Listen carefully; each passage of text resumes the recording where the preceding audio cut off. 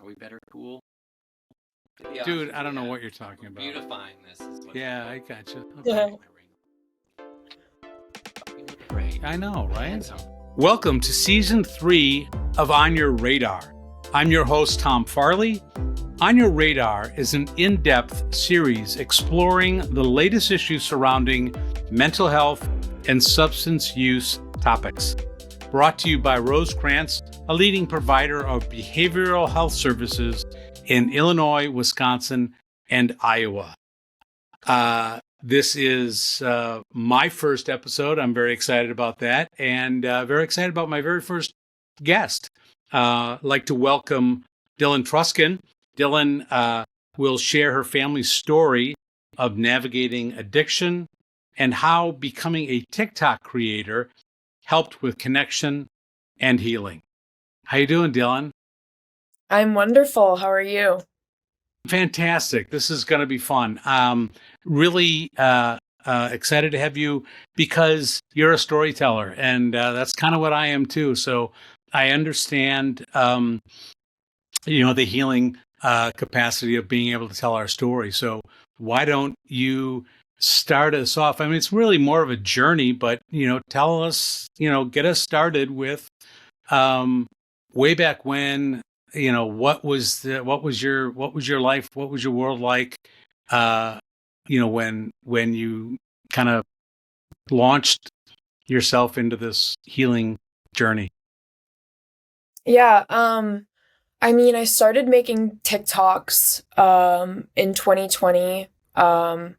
And that was at the height of my mom's addiction, which was pretty interesting because it was, I was navigating how to cope in my personal life, but also using my platform to cope as well, and help other people on the internet, which I'm so grateful I have that outlet. But yeah, it started in 2020, and my mom had started using when I was in middle school. I still don't know the timeline. It's a little, rocky for me, but, once I got into high school, our relationship kind of fell out, and I really had just my father and my grandmother, and my dad and I don't really have a great relationship. So I relied on my grandma and my friends, and then TikTok happened and I started making money, and I ended up saving up enough to move to New York and left California to try to heal after all those traumatizing years. Yeah, that's my story, basically. So tell me this.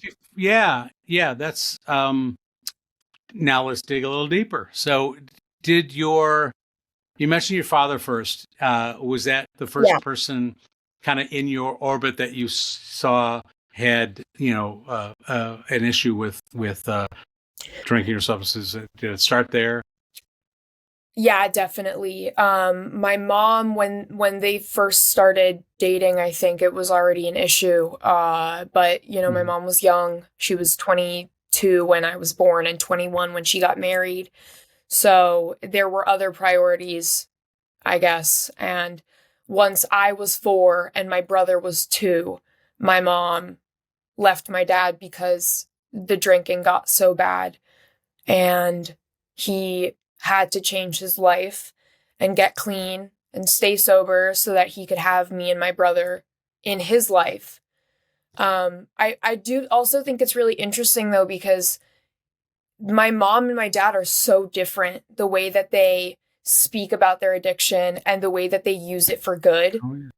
My mom is constantly fighting for other addicts to get better, but my dad seems to come from this place of I'm better than you because I've been clean for almost, I want to say 17 years. Yeah. So that certainly has that, as you mentioned, you said that it was a strain on that relationship with your father. So naturally your core support was your mom, and then she develop some issues. And now you've got both parents that are struggling in a time of your life when it's hard anyway So Oh now yeah. let's go back to your mom. Tell me about, her struggles and um, at that period in your life. Yeah. Yeah, she had gotten remarried to my stepdad when I was in elementary school and rebuilt her life and started a new family. My mom and my stepdad ended up having another kid. His name is Enzo. So I have two brothers.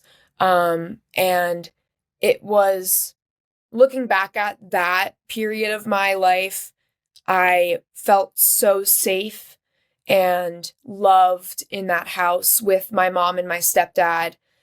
But then on the other hand, at the same time, I felt so isolated and lost at my father's house. So as time went on and my mom started using, she was pulling away from my family, and it got to the point where I think that she had just lost herself and didn't know what she wanted and ended up, you know, finding some outlet with some friends of hers and got Yeah. addicted to crystal. And I think that journey of her getting clean taught me a lot, of course, but she is such a powerhouse and such a strong woman because of the things that she went through. And of course, people say that all the time, that trauma builds you up and makes you stronger, which is Sure. obviously very frustrating and annoying. But she's, Well, yeah, probably the most amazing woman I've ever met. I can just imagine just the range of emotions that you went through during that time frame, Mm. as we all do. We hit them all. We're isolation aside, we're mad, we're stressed, we're concerned, we're fearful, all, and it's just hitting you all at the same time. How did Yeah. you manage all those emotions hitting you at the same time? I think for the majority of like my high school years when it was really bad and I was just at my dad's and my mom and I were kind of estranged. I had dance, which was really important, and I think that helped me release a lot of the physical trauma that I had like built up in my body. Yeah. So all throughout high school up until I graduated, I had dance. But then obviously once I graduated high school and I wasn't dancing anymore, I had TikTok, and I was able to tell my stories in a comedic way to bring light to the situation, and also, I don't know, maybe help other people that are suffering with similar issues. And comedy heals. I know that you feel the same way. But Oh yeah, yeah, absolutely. I could only get through it with laughter and with really good friends and dancing. So Well, let's dig. I love that because what I do know your story is that you've got both parents that are either struggling with their own issues, and just your relationship with them has changed. So Mhm. who did you turn to? Like who got you through that time frame? If it wasn't your My parents, grandma, my great. yeah, my friends. My friends were Yeah. probably the most important people in my life at the time, because when you have a good circle around you that can support you and cushion you and give you a shoulder to cry on and give you the advice that you might not need at the time, like telling me maybe you shouldn't talk to your mom anymore because clearly the conversations that you're having with her are really affecting the way that you're able to function as a human being. So having a conversation with one of my closest friends in high school got me to stop answering my mom's phone calls, to build that boundary so that I could Yeah. continue going to school and caring about my academics and also growing up. I was like 14. So there were a lot of things that I had to focus on, but yeah, my friends were the most important Well, people in my life. for sure. Yeah, what my brothers taught me about, the word I use, that all my brothers who are actors and comedians, that's your ensemble, and they use it to deliver comedy. Their ensemble. I see it as a healing. These are the people that you trust and accept you, and there is just no better healing than you can't do it alone. You can't heal in isolation. So that ensemble is so critical, and that's exactly what you're Absolutely. talking about. Yeah. Yeah. I think also throughout the period where I was living in New York, when I was trying to heal, that distance that I had, it almost created this like gap or a hole in my heart. And over those 2 years where I was living out there, and I felt like leaving would have been the best thing for me, although it definitely was. I found that conversations, talking, and being honest with each other, like my family specifically, was the most important part of healing my relationship with my mom specifically, for sure. Well, before we get into your amazing TikTok journey, adventure, if you will, let me just finish up there and just how is your mom? Is she better? And not just her personally, but how is your relationship? Talk just briefly about that. Yeah, she's fantastic. She's been 2 years sober. We are probably more close than we ever were.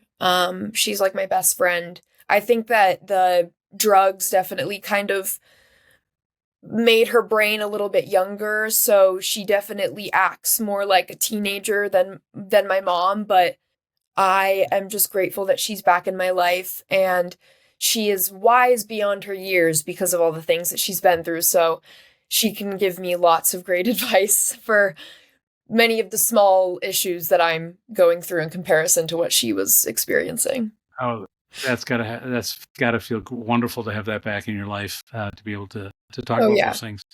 So let's go to TikTok. How did that start? I've looked at. It's an amazing now.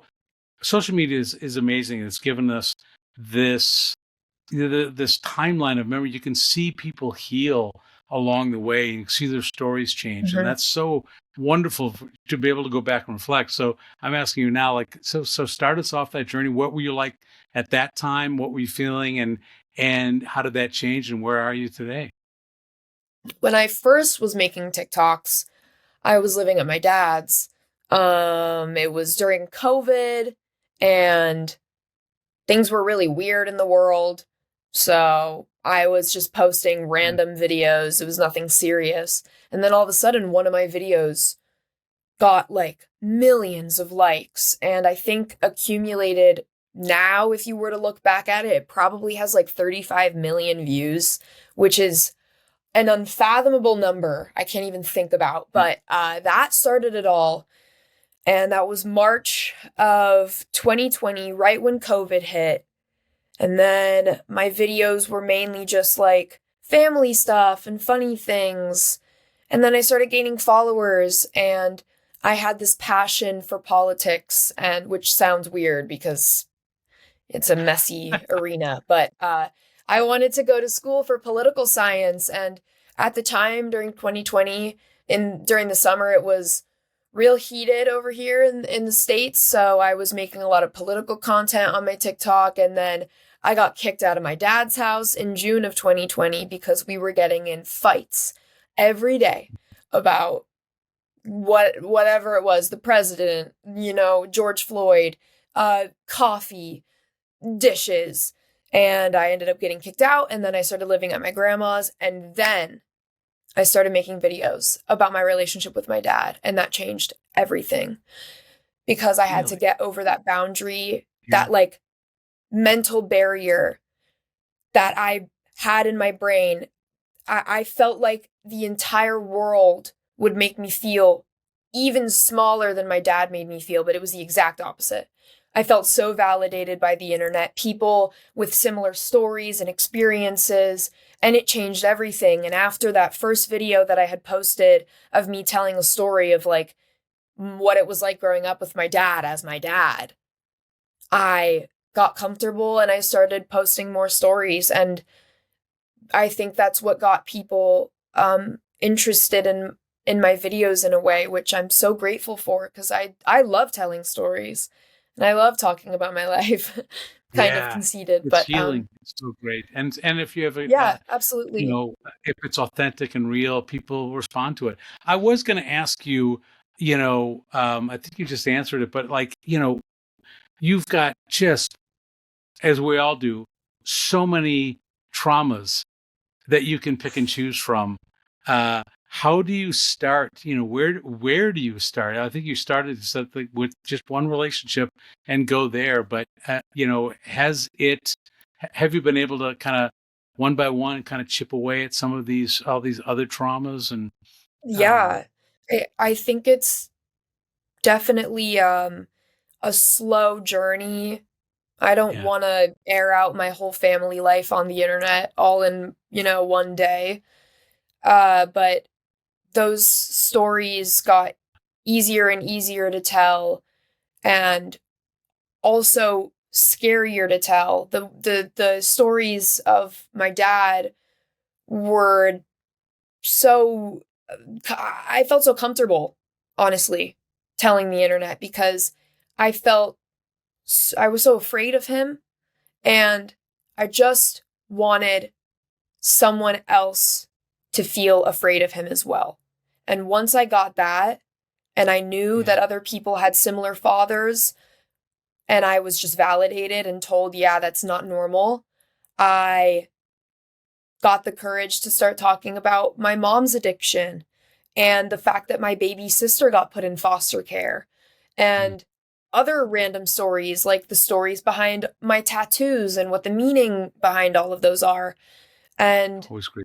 all of these little journeys that I've been on in my life, I definitely, it had to be a slow build to make myself comfortable, for sure. So social media can be a very toxic place. Mm. You just pick any, post and read the comments, and it's some really heavy stuff. I suspect what keeps you going and motivates you is the fact that you didn't experience that. You actually experienced just the opposite. I think you said, which had to be an amazing uh, um, affirmation Yeah, the for you. reception was really positive, and I think that if it had been negative, I would have Yeah. left the internet. Like, I probably wouldn't have posted those videos anymore. And I wouldn't be here. I wouldn't have the platform that I have. So, honestly, I'm pretty grateful to those strangers that validated my feelings. And it is really scary on the Yeah. internet because people can hide behind a profile and spew hate. And I know that it's typically coming from a place of insecurity. So I try not to take it to heart. So it can heal. It can be a connection. I think what's important is that you did have before that a very strong, and I'll say it again, ensemble that allowed you to know where to feel trusted and accepted to make that step into this world of TikTok and find that it's there. You can find connection and healing there too. That's it Totally. doesn't. That's incredible. Absolutely. Yeah. Yeah, I have some Yeah. friends from TikTok that I've known now for like 2 years that have gone on similar journeys as me, and I just think it's very inspiring. And I Oh, adore all of them. Yeah. tell me, what do you say to other young people who may have a parent or loved one struggling with substance abuse? What from your story um, do you think will be helpful? I think you have to give yourself grace during periods that are so trying and hard and scary, especially when, you're supposed to be able to confide in a parent, but rather you see them pulling away from you or whatever the circumstances may be. As human beings, I think have realized this over the past month since I've moved back to LA. Emotions and the feelings that we have are so beautiful and so unique. And I feel it's a disservice to us as beings to try and suppress those feelings. So feel what you're feeling and cry and be angry and be honest. Also, being honest with your friends and your family members is so, so important. And make boundaries and, keep yourself sane and whatever it is that you may have to do, cutting off relatives and making new friends and whatever it may be. Keep yourself stable and strong so that once the time comes where you can rebuild that relationship with your family member, you are in the right headspace. That's what I would say. Wonderful. And healing a relationship is hard because we want it to be a two-way street, and sometimes it isn't. And so, but you still have to, you can still take care of your side of the street. And so, where do you go from here? I mean, now I'm just trying to, find peace in my relationship with my dad. And now that I'm back in LA, I can be closer to my mom and my whole family, which is lovely. And I feel I'm a much different person. I am not the same little girl that I was when I first moved to New York. I'm much more secure in who I am, and I'm not afraid to tell the people that are in my life how I feel. And I think that's really important. But yeah, from here, hoping that the SAG strike ends soon so that I can start auditioning for stuff. Yeah. Yeah. Yeah, no kidding. Well, so that's fantastic. Yeah, because I got a son out in LA acting too, or not acting at the moment. But so yeah, I just think this is going to be interesting to watch going forward. So how can people find you on TikTok and social media? I'm on TikTok and Instagram as just my name, which is Dylan Trusken, DYLAN TROESKEN. Yeah, that's it. Totally enjoyed this conversation. I just, I love, when you can tell your story as hard as it is, and the journey has been rocky and trauma, but here you are with this great smile, amazing people that have helped along the way, and you made my first episode of On Your Radar wonderful. Well, you're very welcome. And Yeah. thank you so much for having me. Thank This you. was so fun. You're very wise. Yeah, it Very was. wise. Well, welcome back to On Your Radar. I'd like to welcome Dr. Tom Wright, Chief of Clinical Excellence and President of Medical Affairs at Rosecrance, and Leah Scanlon, the Director of Aspen Counseling, a division of Rosecrance. Good to see you both. Good to see you, Tom. Good to see you. Thanks for having us. Yeah, thank you. Well, that was Dylan's story was certainly amazing, interesting. I loved it all. And I just, I could feel her. I mean, I could see just this healed human, the smiling, like she was describing things, but it was amazing to see where she is now. So let me ask you first question. How common is Dylan's story? Is it something you hear regularly from clients at Rosecrance and their experience with their loved ones?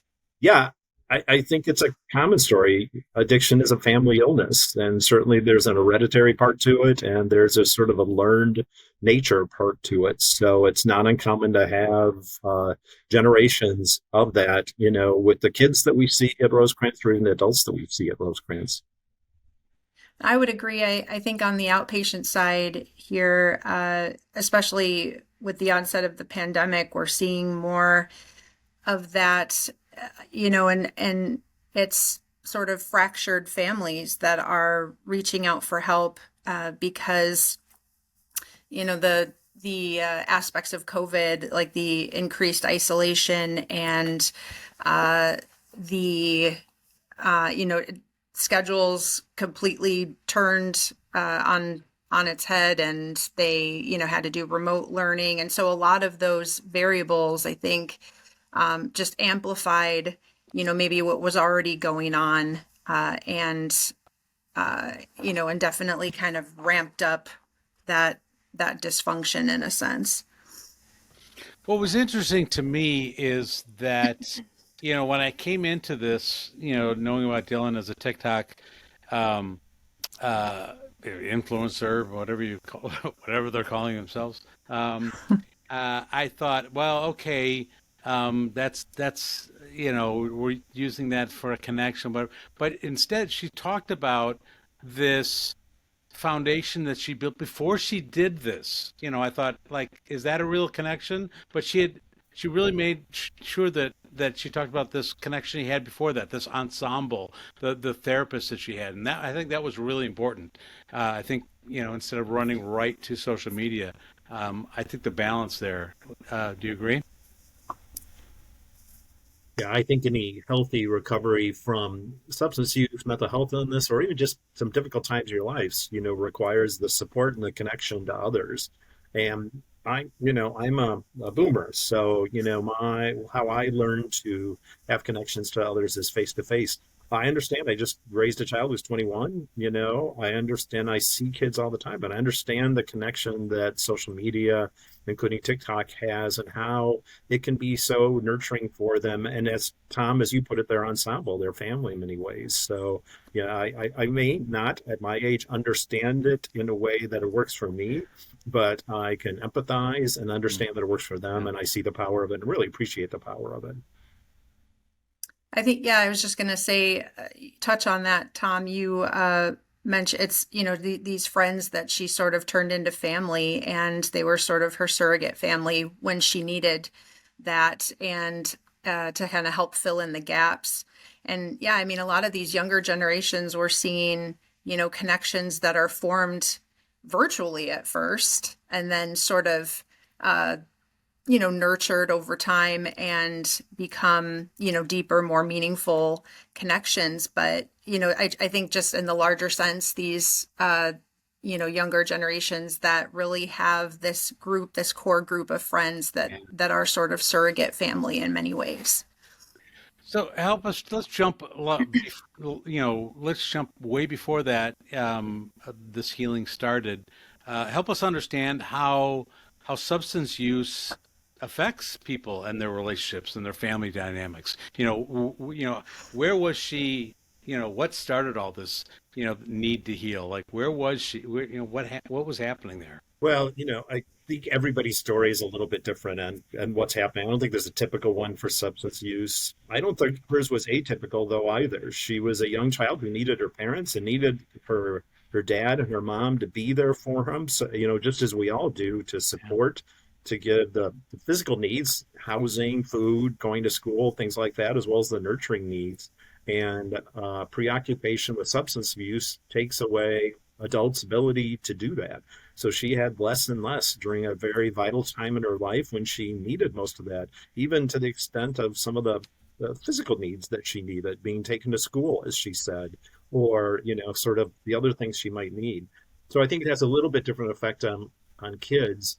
Dylan, what struck me, just listening to Dylan, and, I've not seen her as a family, I don't know her, but she had sort of a degree of resiliency that seemed a little bit greater than I see in a lot of kids. And so I would also say that a child's reaction to it's going to depend on their individual characteristics too. And Dylan seemed quite resilient and quite forgiving and quite an old soul, if you know what I mean by that, in terms of how she looked at this. That definitely resonated with me as well. I think that, there's this sense that, there was like like that old soul that you touched on, Tom, but then also, she was really forced to grow up at such an early age and, be the caretaker for her siblings. But I think that, it seemed like her insightfulness and just her receptiveness to, entering therapy and to start understanding, why this dynamic existed, how it came to be, and her place in it, what she had ownership of. It really seems like she has an amazing grasp on that. And yeah, that's, not particularly common, I think, for that age group. But what's amazing to me is what I've learned about Dylan's story is the comments that she's gotten and the followers that she's gotten have, were very, untypical of most that we know of social media, which are negative and judgmental.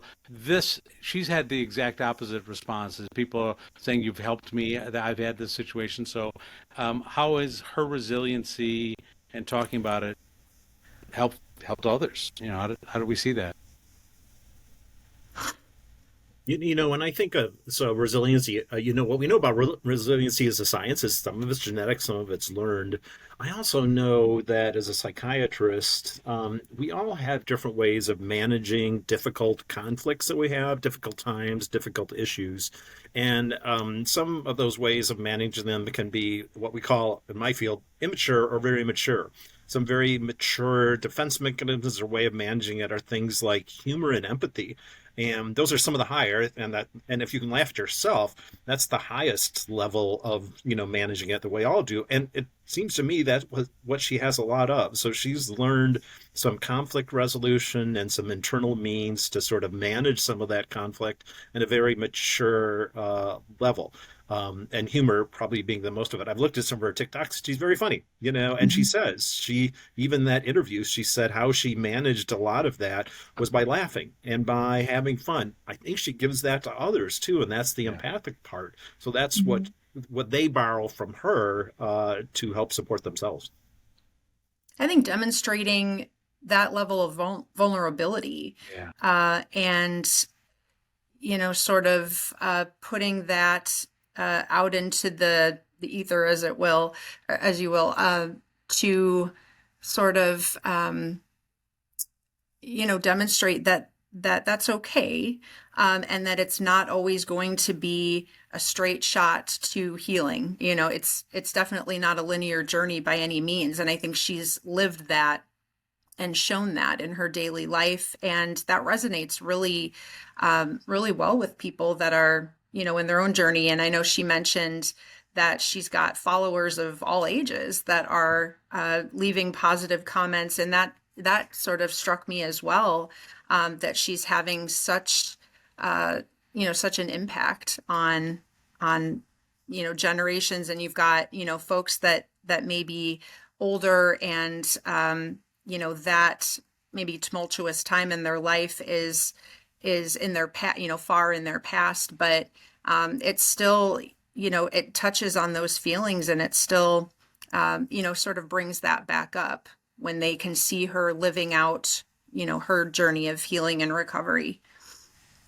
Healing and recovery exist on the other side of fear, on the other side of stigmas, on the other side of all those barriers, and she's amazingly demonstrating that she made it through all of those barriers with the help of her school counselor apparently was another very integral part of her process, her ensemble. So you can't do it alone. You really need help to get through that. And she's really resourceful as well. Yeah, I mean, to have the presence of mind to reach out to those sort of supports in her life. And like you just mentioned, I mean, there's definitely a fear that, nobody's going to listen to me. Nobody's going to believe me or take me seriously or try to help me.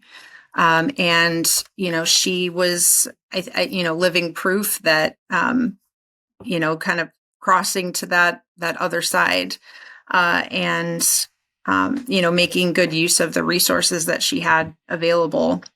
It's a great example to others that are, still in that, in a darker spot.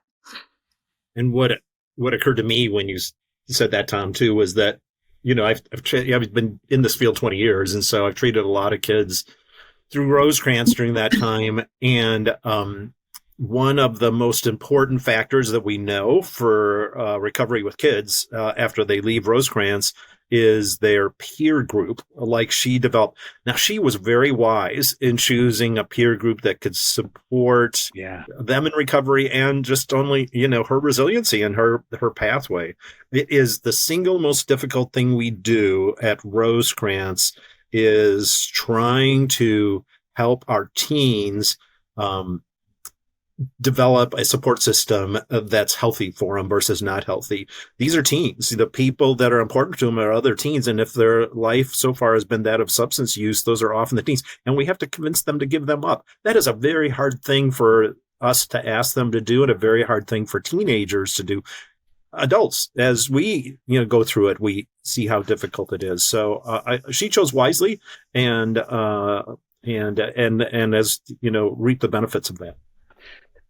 And I think, absolutely. And I think, I think, it starts with, this feeling that there's, how could I heal? No one else is feeling this way. I'm completely alone in this experience. And I think what she demonstrated, and saw that, no, she's not. There are other people out there, and now other people get to see her and say, I'm not the only one. Well, and that's a story of adolescence sometimes. If you don't feel like you're fitting in, whatever the reason why, it almost feels like you're by yourself and you're alone. And finding out that you're part of a community and not going through something differently is one of the first and best steps for adolescence. Yeah. Whatever it might be. What can people do if they want to seek advice? I mean, connection obviously is, but there's at some point we need, we need to offer help. What can they do? Well, I think, in a case like Dylan, she turned to other people she loved, and I think that's fine. And that's what I often tell people to turn to, if you're a kid like she was and struggling with their family members, turn to someone you can trust. And that might be a teacher, school counselor, a friend, somebody else that's been through it. Her grandmother, a trusted relative, a pastor, whoever's in your life that might be able to do it. Certainly, if there's not someone like that, Rosecrance is just call us. We will direct you in the right direction and see what we can do also.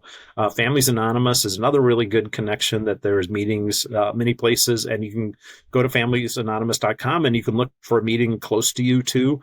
Those would be probably strangers more than likely, but it's a place for support and a place to start. And they won't be strangers for long. And even in the last couple of years, I mean, there's so many virtual options now that are a click away, that we've been able to connect even many of our clients with that, live in more, rural area, and that they're able to connect with, regular group therapy meetings for children, teens, young adults, and of course, right, there's in-person options as well. But the, virtual piece, we've gotten so much great feedback about that because it really just helps get the ball rolling. And even if there's no lasting connection that comes out of that, I think there's still, like we just discussed, I mean, there's still that realization that I'm not alone in this, and that there are people who understand. And sometimes that's enough to sort of help propel you to the next step, and is enough to encourage you to reach out to somebody that is close to you that maybe you just not ready to be vulnerable with yet. And, we found that's been really helpful. As therapists, we can encourage the family to start looking for those natural supports. And there's tons of them out there. And as Leah pointed out, and I forget, there's all the virtual ones. And Dylan's a demonstration of that, and there's virtual meetings there's virtual AA meetings, Family Anonymous meetings, there's virtual anything. So you're never far away from a connection. If you've got Wi-Fi, a computer, a microphone, and a camera, you're never far away from a connection like that. And I know we touched on a little bit ago the access and the action that Dylan took with reaching out to her school counselor, many of the referrals that we get for kiddos, for adolescents, come from schools here in our regional area. And so that's a really great pathway to at least facilitate some type of communication between the school counselor that can get in touch with a group like Rosecrans or Aspen and make a counseling referral, and a great way to just begin, to have that supportive relationship is to just establish with an individual counselor if it's possible, because from there, all of our therapists here and clinicians and therapists at Rosecrans are very knowledgeable about, other resources sort of beyond and higher levels of treatment and sort of like bridging that family, starting to heal the family dynamic. I haven't seen all of Dylan's TikToks, but I assume that early on it was a lot of talking about her story and her traumas, but now she's gotten through that. And now what we're just seeing is this continual healing, but it's just this, a lot of songs and dancing and using her humor. And it's just wonderful to see what really she's showing is that it never ends. It never stops, the connection. What she's really doing is constantly trying to connect and heal. And that's a life journey. I think what you bring up, Tom, and I know it's going to sound a little cheesy here. So at the beginning of addiction or family addiction, even if you're not the one that is addicted, the beginning of the process, you pay a lot of attention to that. It's all about that. And then what the beautiful thing that happens, and you could see in the progression of Dylan's TikToks, is then all of a sudden the other pieces come out. You don't have to talk blatantly about the addiction or that or the troubles with that. The other things come out. And you know what? And this is the cheesy part. You know what? Rosecrans' tagline is "Life's waiting." So for Dylan, life's there now. Now she's living her life. It doesn't have to be reflected or in addiction at all. It's in the joy she has by dancing, making comedy, acting, things like that. So that's her life now, and that's what Rosecrans we try to get people to. And seeking out new experiences. I mean, her social media it's just sort of a conglomeration of all of these, cool things that she's photographing and, taking videos and just trying to experience life, the highs and lows of life, and sort of rolling with that and knowing that support system has her back and that, whatever comes her way, she, going back to the resiliency, she has some groundwork laid, and she has sort of those building blocks in place if she needed to reach out again. I want to thank you both. This was phenomenal. What a great story Dylan brings us. Your take on it is beautiful. I just think there's more Dylans out there and I can't wait to that we hopefully we can see them all. I guess I gotta go on TikTok to do that, but hopefully they'll come to us too. Any last comments? Tom, I think you'd be very successful on TikTok too. Find your voice there. Don't plant that seed in my head. Don't even do. I'm calling your daughters. I'm a millennial and I'm not on TikTok yet either. So no. It's an interesting thought, though. Thank you. Well, this. So thank you again, and what a wonderful first episode for me.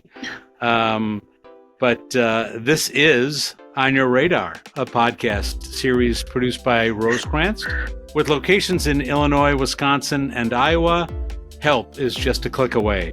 Visit rosecrans.org or call 888-928-5278 for more guidance and information. Rosecrans, life is waiting.